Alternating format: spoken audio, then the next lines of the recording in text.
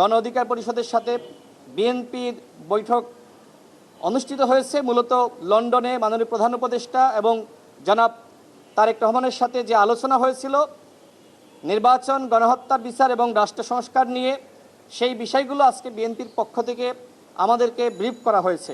অন্যান্য দলের সাথে এর আগে বিএনপি এই বিষয়গুলো নিয়ে আনুষ্ঠানিক বৈঠক করেছে।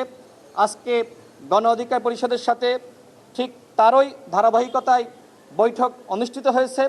আমরা যেটি মনে করি, দেখেন, এই মুহূর্তে রাজনৈতিক দলগুলোকে অবশ্যই ঐক্যবদ্ধ থাকতে হবে এবং আমরা বিএনপি সহ প্রায় ৪৪টি রাজনৈতিক দল একসাথে যুগপৎ আন্দোলন করেছি। আজকে যে হাসিনার পতন হয়েছে এবং হাসিনা দিল্লিতে পালিয়ে গেছে, এটা কিন্তু শুধুমাত্র এই জুলাই মাসের আন্দোলনের ফসল নয়। আমরা ধারাবাহিকভাবে যে গণতান্ত্রিক আন্দোলন করেছি, সংগ্রাম করেছি, লড়াই করেছি, সেই ধারাবাহিক আন্দোলনের ফলাফল হিসেবেই এই জুলাই বিপ্লব বা গণ অভ্যুত্থান। এই গণ অভ্যুত্থানে ২০০০ মানুষ শহীদ হয়েছে, ৩০,০০০ আহত যোদ্ধা এখনো পর্যন্ত অনেকে হাসপাতালের বিছানায় কাতরাচ্ছে। এইবার যদি আমরা নতুন বাংলাদেশ গঠন করতে না পারি, তাহলে আর কখনোই আমরা এদেশের সংস্কার করতে পারবো না। আমরা নতুন বাংলাদেশের স্বপ্ন আমরা আর দেখতে পাবো না।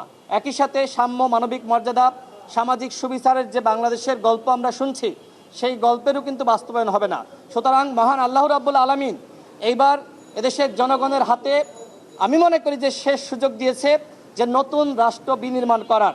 আর সেই ক্ষেত্রে রাজনৈতিক দলগুলো, ফ্যাসিবাদ বিরোধী শক্তি, যুগপৎ আন্দোলনের শক্তি যদি নিজেরা একতাবদ্ধ না থাকে, তাহলে সেই নতুন বাংলাদেশের স্বপ্ন ধূলিসাৎ হয়ে যাবে।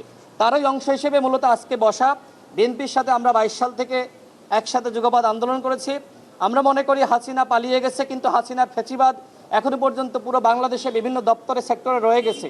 সুতরাং লড়াইটা যে শেষ হয়ে গেছে হাসিনা পালানোর সাথে সাথে, আমরা সেটি মনে করছি না। অবশ্যই যতক্ষণ না পর্যন্ত রাষ্ট্র সংস্কার হচ্ছে, গণহত্যা বিচার হচ্ছে, এই যুগপৎ আন্দোলনের সম্পর্ক আমাদের মধ্যে থাকবে এবং আমরা মনে করি একে অপরকে সহযোগিতা করা, নিজেদের ভিতরে সহনশীলতা, এগুলো যদি আমরা প্রত্যেকটা দল, বিশেষ করে যুগপৎ আন্দোলনের শরিক আমাদের ভিতর রাখতে পারি, ইনশাআল্লাহ আগামীতে নতুন বাংলাদেশ গঠন আমরা সবাই মিলে করতে পারবো।